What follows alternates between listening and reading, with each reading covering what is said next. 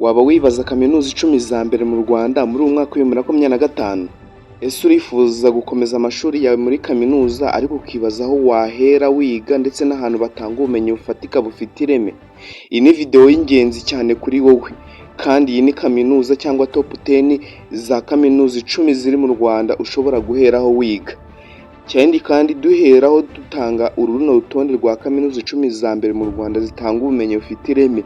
Twashingiye kuri kaminuza zifite ubumenyi butanga ireme ndetse no guhangana ku isoko ry'umurimo mpuzamahanga. Kandi twahereye kuri standard of education ndetse tureba n'uburyo ki iyo abanyeshuri barangije muri iyo kaminuza ahita babona akazi mu gihe kitarambiranye. Murakaza neza no ku kizamini rero. Iyi nica nigufasha gutegura ejo hawe hazaza hamwe no mu buryo bwizewe. Ukihagera niba iyi video ariyo washakaga, kanda subscribe kugira ngo ujye ubona video zose zituma ubona ukuntu wakwiga neza ugatsinda ndetse ukabona buruse, ntugacike intege rero. Kandi niba ariyo video wari ukeneye, kanda like kandi uze kwisharinga inshuti zawe kugira ngo nazo zize kuyibona.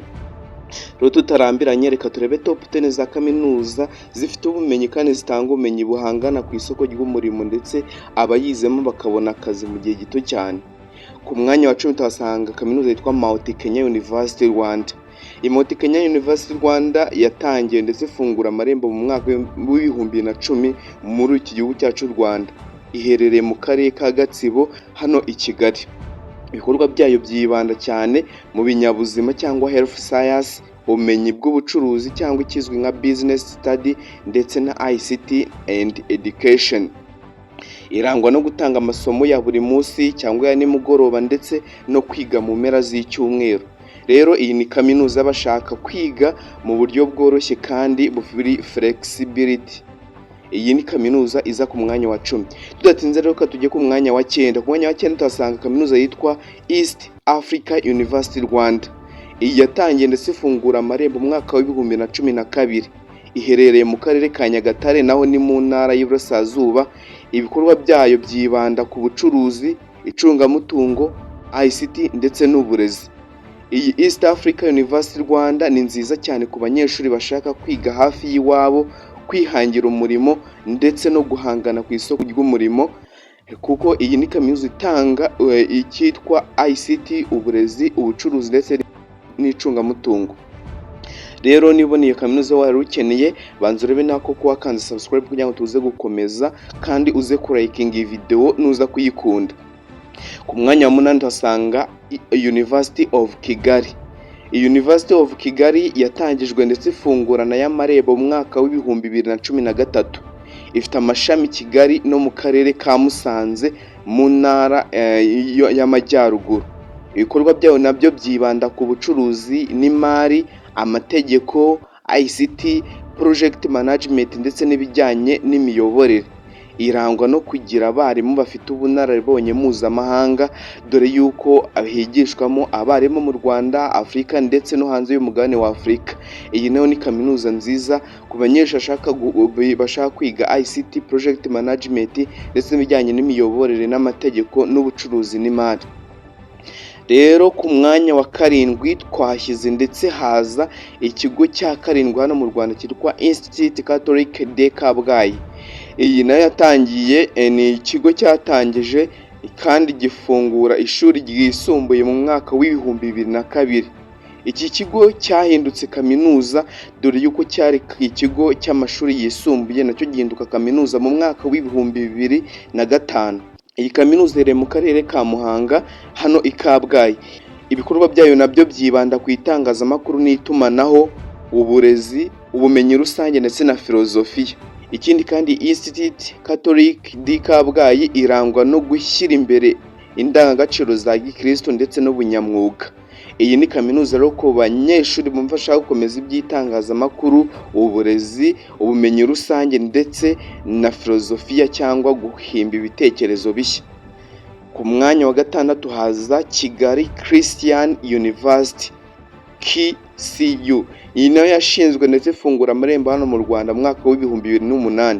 Iherereye i Masoro i Kigali. Ibikorwa byayo nabyo byibanda kuri technology, education, leadership and management. Ikindi kandi ikomeza kuba imwe muri kaminuza zikomoka cyane ku madini zigamije kubaka abayobozi b'ejo hazaza ndetse bafite ubunyangamugayo n'ubunyamwuga mu byo bakora byose.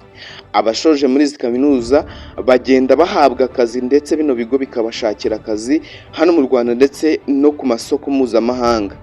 Ku mwanya wa gatanu haza kaminuza yitwa Carnegie Mellon University Africa. Iyi Carnegie Mellon University Africa yatangijwe ndetse ifungura amarembo mu mwaka w'ibihumbi 2011 hano mu Rwanda kandi ku bufatanye na leta y'u Rwanda. Iherereye nayo i Kigali, iherereye ahitwa Kigali Innovation City. Ibikorwa by'iyi kaminuza nayo byibanda kuri engineering, data science, artificial intelligence, ICT policy and management.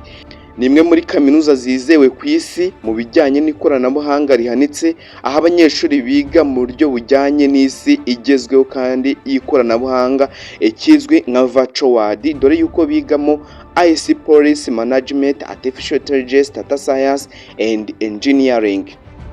Ku mwanya wa kane haza kaminuza ikomeye cyane izwi nka Kigali Institute of Science and Technology, igizwe nka KIST. Yashinzwe mu mwaka w'1997 nyuma iza kwinjizwa muri University of Rwanda mu mwaka wa 2013. Iherereye nayo i Kigali, ikaba ari campus ya Nyarugenge. Ibikorwa byayo nabyo byibanda kuri engineering, ICT, science, harimo math, physics and chemistry. Nubwo iyi KIST iri kubarizwa muri UR, ariko izina KIST riracyubashywe cyane nk'ishyiga rikomeye cyane mu by'ikoranabuhanga no mu Rwanda, kandi ubunararibonye n'ubusugire bwayo no gushakira abanyeshuri bahiza akazi buracyakomeje. Ku mwanya wa gatatu rero haza kaminuza ikomeye cyane hano mu Rwanda izwi nka Adventist University Central Africa. Niyo yashinzwe mu mwaka w'1978 yongera gufungura amarembo mu Rwanda nyuma ya Jenoside yakorewe Abatutsi mu mwaka w'1996. Iherereye nayo i Masoro i Kigali. Ibikorwa byayo byibanda kuri nursing cyangwa ubuforomo, business, computer science, education ndetse n'andi mashami agiye atandukanye. Ikindi kandi izwiho ubunyamwuga, isuku, indangagaciro za Gikristo ndetse no gushakira abanyeshuri bashoje muri kaminuza akazi mu gihe gito cyane. Ku mwanya wa kabiri tudatinze tuhasanga Kigali Independent University. Iyi ni kaminuza izwi nka ULK, yashinzwe mu mwaka w'1996. Ifite amashami Kigali ndetse n'Igisenyi mu ntara y'Iburengerazuba. Ibikorwa byayo nabyo byibanda ku mategeko, management, economy ndetse na computer science. Irangwa no gukoresha ururimi rw'Igifaransa n'Icyongereza, kandi ikaba ikunzwe cyane mu gufasha abanyeshuri bafite ubushobozi bwo kubona buruse mpuzamahanga ndetse mu gihe gito cyane, kandi abarangije muri kaminuza rwose bashakira akazi ndetse bita ku banyeshuri mu buryo buboneye kandi bworoshye. Ku mwanya wa mbere ariho twahera dushingiraho runo rutonde kugira ngo tuze gushyiraho umwanya wa mbere dushingiye kuri standard of education, uburyo ki abanyeshuri barangije muri kaminuza babona akazi, uburyo ki ubumenyi bafite buhangana ku isoko mpuzamahanga. Twahashyize University of Rwanda. Yashinzwe ku mugaragaro ndetse ifungura amashami mu mwaka w'2013 ivuye ku ihuriro rya kaminuza zirindwi za leta ziboneka hano mu Rwanda. Ifite amashami atandukanye mu bihugu hose. Ibikorwa byayo nabyo byibanda kuri medicine, laws cyangwa amategeko, engineering, agriculture, education, arts and social science. Iyi University of Rwanda niyo kaminuza nini kandi ihuriweho n'abantu benshi mu Rwanda, yizewe na benshi ndetse itanga buruse mpuzamahanga, kandi abayizemo nta gihe kirambiranye batabona kaminuza. Ku mwanya wa mbere iyi University of Rwanda irahakwiriye, kandi aha niho dusoreje urutonde rwacu rwa kaminuza 10 za mbere mu Rwanda mu mwaka w'2025 dushingiye kuri standard of living ndetse n'ubunararibonye n'ubumenyi mpuzamahanga bakura muri izi kaminuza. Ese wowe wifuza kwiga mu zihe kaminuza bitewe n'icyo wize sogonderi, cyangwa hari iyo uzi tutashyizwe ku rutonde? Uze kwitwereka muri comment uyitwandikire nta kibazo. Ikindi kandi niba iyi video igufashije, kanda like, ukande subscribe ndetse uyisharinga inshuti zawe kugira ngo nazo ziyihereho zireba kaminuza izibereye mu kwiga hano mu Rwanda. niba utarabikora kanda subscribe no ku kizamini kugira ngo dukomeze tubagezaho amakuru afatika kandi atuma ugira ejo hawe heza hazaza. Ikindi kandi niba ushaka inama ku kubona buruse, gukora CV motivation letter, ukaba wifuza gukorera amafaranga nta gishoro ugisoza segonderi, ukaba ushaka kubona amakuru agiye atandukanye ku bumenyi n'ibindi, kanda like, ukanda subscribe, usharinga iyi video kandi uze gusiga igitekerezo hasi muri comment wumva yuko video twazakora ubutaha urumva ari iyihe. Wowe yitwandikiye muri comment kuko niho duheraho dukuramo ibitekerezo byanyu tukabihera dukora video. Naho nge ni Callixte Mutabazi mwabanaga kuri iyi video, reka tuze guhura mu kanya.